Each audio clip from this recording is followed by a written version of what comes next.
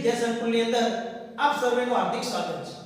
વિદ્યાર્થી મિત્રો, આજે આપણે ધોરણ 12 ની અંદર વિષય તત્વજ્ઞાન એમાં પ્રકરણ 1 વિધાનના રૂપો અને તેના પ્રકારો વિશે અભ્યાસ કરીશું। વિદ્યાર્થી મિત્રો, ધોરણ 11 ની અંદર આપણે અર્વાચીન તર્કશાસ્ત્રનો અભ્યાસ કર્યો। આ અર્વાચીન તર્કશાસ્ત્રની અંદર બહોળા પ્રમાણની અંદર પ્રતીકોનો ઉપયોગ થતો હતો અને આ પ્રતીકોના ઉપયોગના લીધે જે તર્કશાસ્ત્ર હતું એને પ્રાતિક તર્કશાસ્ત્ર અથવા પ્રતીકાત્મક તર્કશાસ્ત્ર તરીકે પણ ઓળખવામાં આવતું હતું। ધોરણ 12 ની અંદર આપણે જુદા જુદા વિધાનોના પ્રકાર, વિધાનોના રૂપના પ્રકાર, જેમ કે સાદું વિધાન, સંયુક્ત વિધાન, જટિલ સંયુક્ત વિધાન તેમજ વિધાનના રૂપના પ્રકાર, તો કે એ પણ ત્રણ છે: તદેવાર્થક, સ્વવ્યાઘાતી અને પરાય। તેમજ વિધાનપરક અચળ, વિધાનપરક પરિવર્તી, તાર્કિક કારકો, સંયોગી કારકો તેમજ સત્યતા કોષ્ટકની રચના કેવી રીતે થાય છે અને તેની સમજૂતી તેમજ તેના પ્રકાર વિશેનો અભ્યાસ આપણે ધોરણ 12 ની અંદર પ્રકરણ 1 માં કરવાનો છે। તો મિત્રો, આપણે પ્રકરણની શરૂઆત કરીએ। તો પ્રકરણની શરૂઆતમાં પ્રથમ આવે છે વિધાનના પ્રકાર। તો વિધાનના પ્રકાર કેટલા છે? તો 3 પ્રકાર છે। કેટલા પ્રકાર છે? 3। એમાં પ્રથમ છે સાદું વિધાન, બીજા નંબરમાં સંયુક્ત વિધાન અને ત્રીજા નંબરમાં છે જટિલ સંયુક્ત વિધાન। ખ્યાલ આવ્યો મિત્રો? કેટલા પ્રકાર છે વિધાનના? 3 પ્રકાર। એક સાદું વિધાન, બીજું સંયુક્ત વિધાન અને ત્રીજું જટિલ સંયુક્ત વિધાન। તો આપણે એની વ્યાખ્યા જોઈએ તો કે સાદું વિધાન કોને કહેવાય? તો કે સાદા વિધાનની અંદર ની વ્યાખ્યા જોઈએ તો સાદું વિધાન એટલે જે વિધાનમાં એક જ વિધાનનો સમાવેશ થતો હોય તેને સાદું વિધાન કહે છે। બીજા નંબરની વ્યાખ્યા છે સંયુક્ત વિધાન। તો સંયુક્ત વિધાન કોને કહેવાય? તો કે જે વિધાનમાં એક કે તેથી વધુ, ખ્યાલ રાખજો મિત્રો, એક કે તેથી વધુ સાદા વિધાનોનો સમાવેશ થતો હોય તેને સંયુક્ત વિધાન કહે છે। ઓકે મિત્રો, આગળ જોઈએ જટિલ સંયુક્ત વિધાન। તમે ખ્યાલ રાખો કે પહેલું સાદું હતું, સંયુક્ત અને પછી જટિલ સંયુક્ત। તો જટિલ સંયુક્તની વ્યાખ્યા શું થશે? તો કે જે સંયુક્ત વિધાનમાં એક કે તેથી વધુ સંયુક્ત વિધાનો ભેગા થાય તેને જટિલ સંયુક્ત વિધાન કહે છે। બરાબર છે મિત્રો? હવે જોઈએ વિધાનના રૂપના પ્રકાર। મિત્રો ખ્યાલ રાખવાનો કે વિધાનના પ્રકાર અને વિધાનના રૂપના પ્રકાર બંને અલગ છે। એટલે પરીક્ષાની અંદર જ્યારે તમને પ્રશ્ન પૂછાય છે કે વિધાનના પ્રકાર, તો એ તમારે આ લખવાના થશે અને વિધાનના રૂપના પ્રકાર પૂછાય ત્યારે સાદું વિધાન નહીં પરંતુ કયું વિધાન લખવાનું છે? તદેવાર્થક, સ્વવ્યાઘાતી અને પરાય। વિધાનના રૂપના પ્રકારમાં એ વસ્તુ યાદ રાખવાની કે વિભાગ ડી ની અંદર એક પ્રશ્ન પૂછાય છે કે દલીલનું સત્યતા કોષ્ટક રચી તેના વિધાનના રૂપના પ્રકાર નક્કી કરો। ત્યારે એમાં 3 પ્રકાર છે: તદેવાર્થક, સ્વવ્યાઘાતી અને પરાય। તો મિત્રો આપણે તેને સમજીએ। તદેવાર્થક કોને કહેવાય? તો સત્યતા કોષ્ટકની અંદર જેના તમામ સ્થાનાપતિ નિદર્શનો, હવે સ્થાનાપતિ નિદર્શનો એટલે તમારે શોર્ટમાં યાદ રાખવાનું છે T, એટલે કે જેના તમામ સ્થાનાપતિ નિદર્શનો કેવા હોય? સત્ય હોય। કેવા હોય? સત્ય હોય। તો તેને શું કહે છે? તદેવાર્થક કહે છે। એવી એવી વ્યાખ્યા છે કે જેના તમામ સ્થાનાપતિ નિદર્શનો કેવા હોય? અસત્ય હોય। એટલે કે બધા જ F આપેલા હોય તેને સ્વવ્યાઘાતી કહે છે। અને છેલ્લે છે પરાય। તો પરાય કોને કહે છે? તો કે જેના સ્થાનાપતિ નિદર્શનો કેટલાક સત્ય છે અને કેટલાક શું છે? અસત્ય છે, તો તેને પરાયત રૂપ કહે છે। આટલા સુધી ખ્યાલ આવ્યો મિત્રો? હવે આપણે 5 કારકો વિશે અભ્યાસ કરીશું। આ 5 કારકોના નામ શું છે, એમના પ્રતીકો શું છે અને એને કેવી રીતે ઓળખી શકાય છે એ આપણે જોઈશું। તો પ્રથમ છે નિષેધ। તો આ નિષેધનું પ્રતીક છે અને અને એને નિષેધ તરીકે ઓળખવામાં આવે છે. એના પછી બીજા નંબરમાં છે સમુચય. તો સમુચયને આ રીતે ઓળખવામાં આવે છે. એના પછી વિકલ્પ. તો વિકલ્પને વી દ્વારા ઓળખવામાં આવે છે. એના પછી છે શરતી. તો શરતીને આ રીતે આપણે ઓળખીશું. અને દ્વિશરતી. તો દ્વિશરતીને આ પ્રતીક દ્વારા આપણે ઓળખી શકીશું. આ પાંચ કારકોને તમને પ્રતીકની ઓળખાણ, એને ગુજરાતીમાં શું કહેવાય એનો ખ્યાલ આવે એના પછી તમે એના પાંચ જે નિયમો છે, આ જે પાંચ કારકો છે એ પાંચ કારકોના પાંચ નિયમો છે.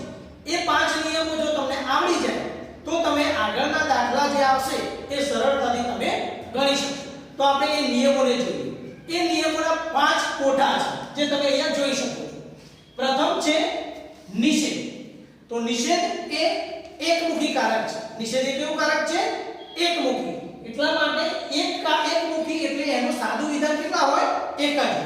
તો એક સાદું વિધાન હોવાથી એની હરોળ કેટલી બનશે? બે હરોળ. તો પહેલી હરોળમાં t અને બીજી હરોળમાં f. હવે એનો નિયમ છે નિષેધનો. શું નિયમ છે? કે જો સત્ય હોય તો નિષેધમાં શું થઈ જશે? તે અસત્ય થઈ જશે. અને જો અસત્ય હોય તો એ શું થશે? સત્ય થશે. બરાબર છે? આગળ જોઈએ સમુચય. સમુચયની અંદર હવે નિષેધ સિવાયના બાકીના જે કારકો છે એ બધા જ દ્વિમુખી કારકો છે.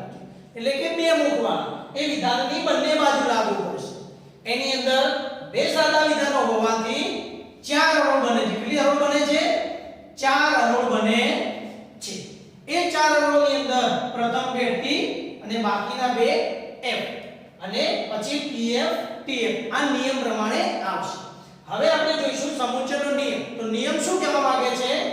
કે જો p અને q બંને સત્ય હોય તો p સમુચય q શું બને છે? સત્ય બને છે. નહીંતર શું થશે? અસત્ય થશે. એટલે આપણે શોર્ટમાં યાદ રાખવાનું. કેવી રીતે? ધારો કે નિષેધ છે તો કેવી રીતે યાદ રાખશો? t તો f અને f તો t. સમુચયને શોર્ટમાં કેવી રીતે યાદ રાખશો? કે t તો t બાકી બધા જ f. હવે જોઈએ આપણે વિકલ્પ. તો વિકલ્પની અંદર આ જે બે હરોળ છે તો તમને બધાને ખ્યાલ છે કે કેવી રીતે આવે છે. પણ એનો નિયમ શું છે? તો વિકલ્પનો નિયમ છે કે f f તો f બાકી બધા જ શું થશે? t થશે. t એટલે સત્ય અને f એટલે અસત્ય.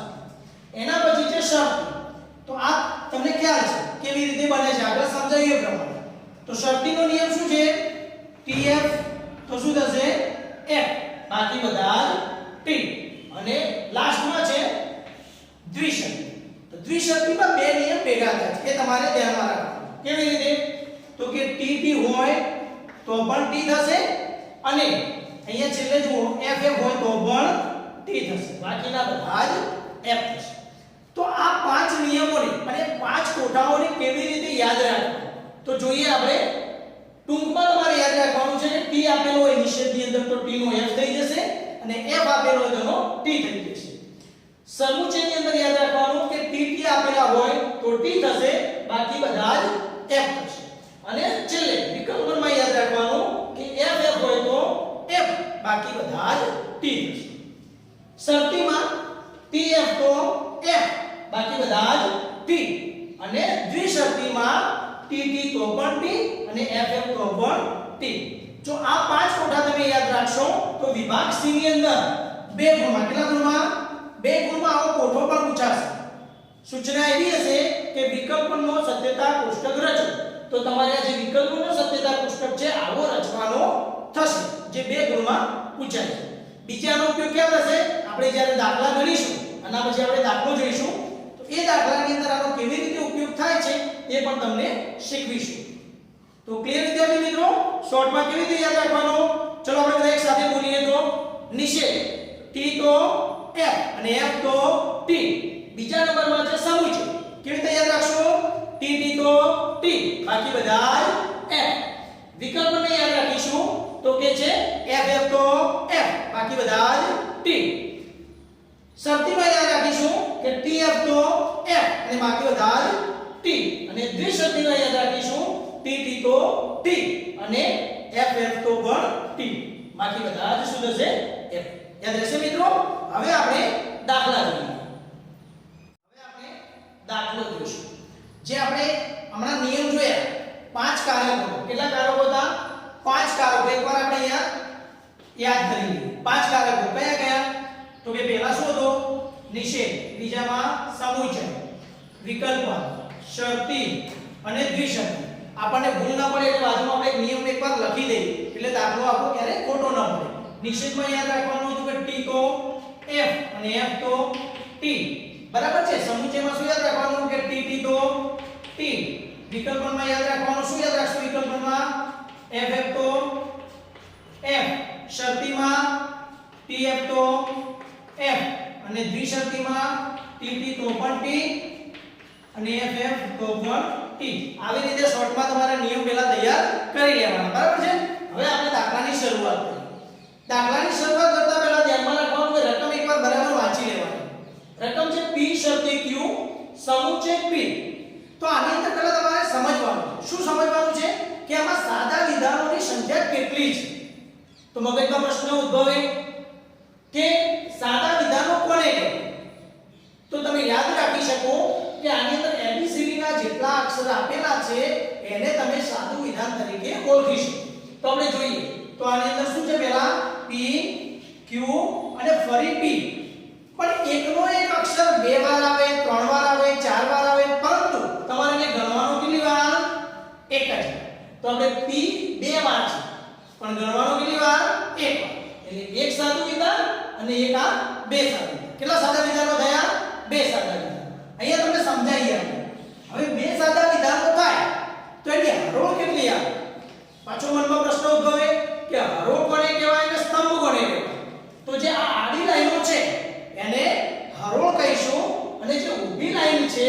એને શું કહીશું આપણે સ્તંભ કહીશું તો હરોળની સંખ્યા શોધવાનું એક સૂત્ર છે શું સૂત્ર છે તો આપણે અહીંયા લખીએ ધ્યાન રાખો હરોળની સંખ્યા શોધવાનું સૂત્ર છે 2 ની n બરાબર છે તો n બરાબર શું થશે તો n બરાબર સાદા વિધાનની સંખ્યા શું થશે સાદા વિધાનની સંખ્યા તો આપણે હરોળ કેવી રીતે શોધવાની છે તો અહીંયા આપણે સાદા વિધાન કેટલા છે 2 તો આપણે આ સૂત્રની અંદર રકમ મૂકીશું તો 2 ની 2 ઘાત તો 2 ની 2 ઘાત એટલે 2 ગુણ્યા 2 જે આપણે ધોરણ 10 ની અંદર ગણિતમાં શીખી રહ્યા છીએ તો 2 ની 2 ઘાત એટલે 2 ગુણ્યા 2 તો 2 ગુણ્યા 2 એટલે કેટલા થશે 4 તો તમને કેટલી હરોળ મળી આમાં 4 હરોળ મળી તો આપણે કેટલી હરોળ બનાવવાની છે 4 હરોળ તો એ હરોળ બનાવતા પહેલા આપણે આ વિધાનોની ગોઠવણી કરવાની છે એ વિધાનમાં એક પણ સાદું વિધાન રહી જવું જોઈએ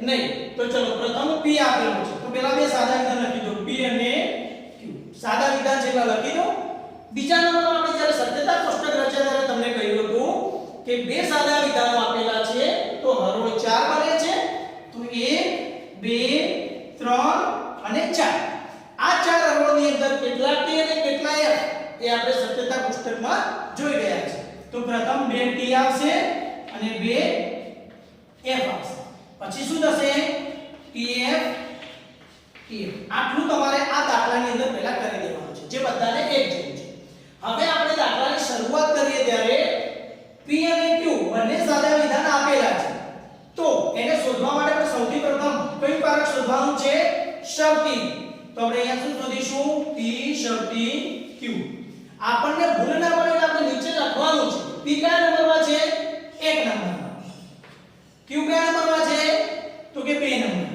હવે બંને વચ્ચે કયો નિયમ લગાડવાનો છે શરતી તો આવું લખી દીધું હવે આની નાની વચ્ચે તમારે કયો નિયમ લગાડવાનો થશે શરતી તો તરત જ યાદ આવવું જોઈએ શરતીનો નિયમ શું છે tf તો f તો ચલો પાછું આ ઊંધું નહીં જોવાનું જે ક્રમ આપ્યો છે એ પ્રમાણે તો પ્રથમ હરોળમાં t હોવો જોઈએ અને બીજી હરોળમાં f હોવો જોઈએ તો અહીંયા તમે બીજા નંબરમાં હરોળમાં જુઓ અહીંયા t છે અહીંયા f છે માટે અહીંયા શું થશે f બીજે એવું કે છે નહીં એટલે બાકીના બધા જ શું થશે t થશે એટલે કે સત્ય બનશે ચલો આપણે આખું વિધાન શોધાઈ ગયું હવે આગળ p શોધવાનું તો p એકલો તો આપણે શોધી દીધો છે પરંતુ તેને સમુચય સાથે જોડીને હજુ શોધ્યો નથી અને હંમેશા યાદ રાખવાનું કે છેલ્લી હરોળમાં હંમેશા આખું વિધાન આવે તો અહીંયા આપણે આખું વિધાન શું લખીશું